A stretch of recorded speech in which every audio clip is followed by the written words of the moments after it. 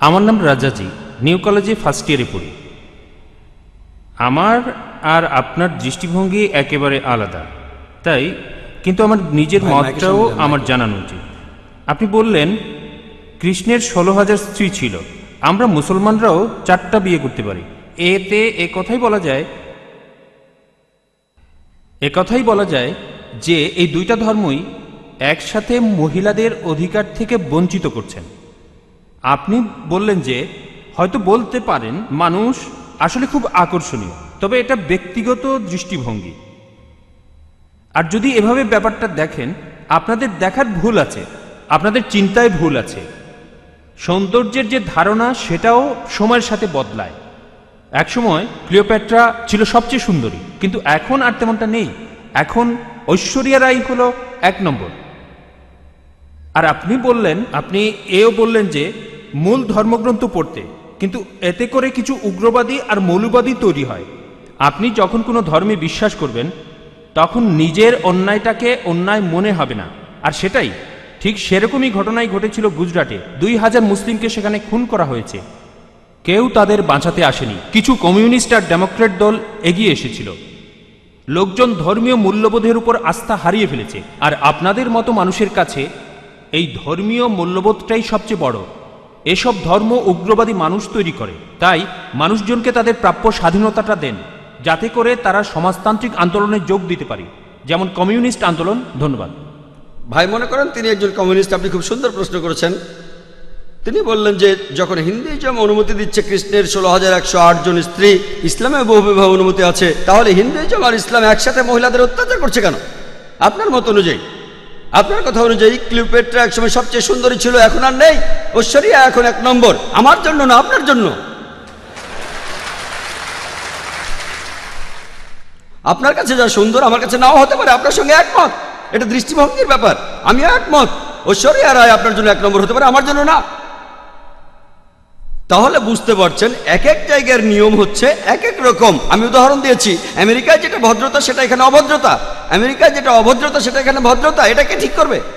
আপনার কথা মানলাম। আপনি যদি ভাবেন একাধিক স্ত্রীর অর্থ মহিলাদের অত্যাচার করা, তাহলে লক্ষ লক্ষ মহিলাদের দায়িত্ব কে নেবে? আপনি। তাদের কে দেখবে? আপনার কমিউনিস্ট আন্দোলন দেখবে? আল্লাহ মানুষ জাতির সমস্যার সমাধান দিয়েছেন এই পবিত্র কোরআনে।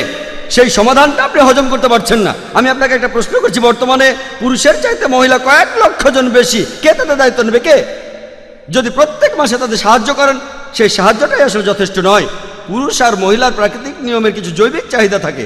আল্লাহ কোরআনে বলছেন, সূরা রুমের 21 নম্বর আয়াতে উল্লেখ আছে, আল্লাহ তোমাদের হৃদয়ে ভালোবাসা আর দয়া সৃষ্টি করেছেন। আমি একজন ডাক্তার হিসেবে বলছি, একজন মহিলা সারা জীবন কুমারী থাকতে পারে না। এটা অসম্ভব। আপনি এখন কি করবেন? এদের কি হবে? এরা পতিত হবে। আপনার কমিউনিস্ট এদের কি করতে পারবে? এর সমাধান কি? কোনো সমাধান নেই। আল্লাহ আমাদের এই সমস্যার সমাধান দিয়েছেন, সেই সমাধানটা হজম করতে পারছেন না।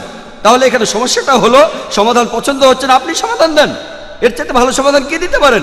ইসলামে একাধিক বিয়ে করাটা আবশ্যিক নয়, 4টা বিয়ে করা আবশ্যিক নয়। আমি এমন কোনো ইন্ডিয়ান মুসলিমকে চিনি না যার 4টা স্ত্রী, কাউকে চিনি না। অন্যান্য কিছু বিদেশি মুসলিম আছেন। আপনাকে বুঝতে হবে ভাই, এটাই হলো সমাধান। সব পুরুষই একাধিক করতে পারে না, সবাই করতে পারে না। তবে কিছু মানুষ স্ত্রীদের সুবিচার করতে পারেন, আল্লাহ তাদের অনুমতি দিয়েছেন। তারা যদি সুবিচার করতে পারে, আপনার সমস্যা কোথায়? কোথায় মহিলাদের অত্যাচার করছি? আমরা তাদের সম্মান করছি। আপনি যে আমেরিকা তথাকথিত আধুনিক কালচারের কথা বলছেন, আর্ট কালচারের নামে তারা কি করছে? তারা মহিলাদের অসম্মান করছে। আপনি যে নারী স্বাধীনতার কথা বলছেন, সেটা আসলে স্বাধীনতার নামে শরীরকে শোষণ করছে, সম্মানের অবমাননা করছে, আর আত্মাকে বঞ্চিত করছে। পশ্চিমা সমাজ আসলে মহিলাদের অধিকার দেওয়ার কথা বলে তাদের নামিয়ে দিচ্ছে উপপত্নীর স্তরে, রক্ষিতার স্তরে। তারা সমাজের প্রজাপতি, যারা আর্ট কালচারের পর্দার পেছনে থাকে। আর্ট আর কালচারের নামে ঐশ্বরিয়া রায়, সে আবার কে? মডেলিং, তাই তো? ঠিক না? এখানে আপনাকে সঠিকভাবে চিন্তা করতে হবে। আমরা মাকে বিক্রি করতে চাই না, আমরা বোনকে বিক্রি করতে চাই না। আপনি চাইলে তা করেন। একটা অ্যাডের কথা শুনেছিলাম, আগের লেকচারও আমি বলেছিলাম, BMW। এক লোক বলছিল, খুব বিখ্যাত অ্যাড, BMW নাম শুনেছেন? খুব দামি গাড়ি, মার্সিডিজ বেঞ্চের সঙ্গে কম্পিটিশন করে। সেই অ্যাডে বিকিনি পরা একটা মেয়ে গাড়ির সামনে দাঁড়িয়ে আছে। এখনই চালানো শুরু করুন, মেয়েটাকে না গাড়িটাকে। আপনারা কি করছেন? কমিউনিজমের কথা বলে, মহিলাদের অধিকারের কথা বলে আপনাদের মা বোনকে বিক্রি করছেন, আপনাদের মা বোনকে বিক্রি করছেন। আমরা মুসলিমরা এটা করতে চাই না, আমরা এটা করতে চাই না। আমেরিকাতে আপনি রক্ষিত রাখতে পারেন 5, 10, 20 কেউ কিছু বলবে না। আর কমিউনিজমেও রক্ষিত রাখার নিয়ম আছে। একাধিক স্ত্রী থাকলে সমান অধিকার দিতে হবে, অবিচার করতে পারবেন না, সম্মান করতে হবে, সম্পদের ভাগ দিতে হবে। এটা আপনারা হজম করতে পারছেন না। কে মহিলাদের ছোট করছে, আমি না আপনি? আর আমেরিকাতে, পৃথিবীর সবচেয়ে উন্নত দেশে, আমেরিকানরাই বলে যে ইসলাম মহিলাদের ছোট করে দেখে। আপনি কি জানেন পৃথিবীতে যতগুলো প্রধান ধর্ম আছে ইসলামের অনুসারী বাড়ছে সবচেয়ে বেশি হারে। যে লোকগুলো ইসলাম গ্রহণ করছে তাদের 3 ভাগে 2 ভাগই মহিলা। ইসলাম যদি মহিলাদের ছোট করে তাহলে আমেরিকান মহিলারা ইসলাম গ্রহণ করছে কেন? আমেরিকান পুরুষরা কেন ইসলাম গ্রহণ করছে? কে ডক্টর আবু আমিনা বিলাল ফিলিপসকে ইসলাম গ্রহণে বাধ্য করেছিল? ভাই আব্দুর রহিম গ্রিনকে কে জোর করেছিল? কে? যারা ইসলাম গ্রহণ করছে তাদের 3 ভাগের 2 ভাগই মহিলা, তারাও ইসলাম গ্রহণ করছে। কেন? ইসলাম যদি মহিলাদের ছোট করে তাহলে কেন তারা মুসলমান হচ্ছে? কারণ তারা জানে ইসলাম মহিলাদের নিরাপত্তা দেয়, মহিলাদের সম্মান দেয়। এই নিরাপত্তাটা থাকলে আপনাদের উদ্দেশ্য সফল হবে না, এদের দিয়ে আপনারা টাকা কামাতে পারবেন না। পলিটিশিয়ানরা যেমন ডিভাইড অ্যান্ড রুলের নীতি মেনে চলে, আর্ট আর কালচারের লোকেরা তেমনি মহিলাদের অধিকারের কথা বলে। বিউটি কন্টেস্ট, কসমেটিক্স বিক্রি করা হচ্ছে, তারা এভাবে কোটি কোটি ডলার কামাচ্ছে। আপনি জানেন বিউটি কন্টেস্ট কি জন্য? এই বিউটি কন্টেস্টের নামে তারা কোটি কোটি ডলার কামাচ্ছে। আর এরা যেহেতু কোটি কোটি ডলার কামাচ্ছে, অন্যান্য সব লোকজনও সেটা দেখছে।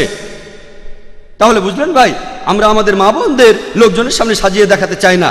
তাদের সম্মান করি, তাদের ভালোবাসি, তাদের শ্রদ্ধা করি। আমরা মহিলাদের ছোট করি না।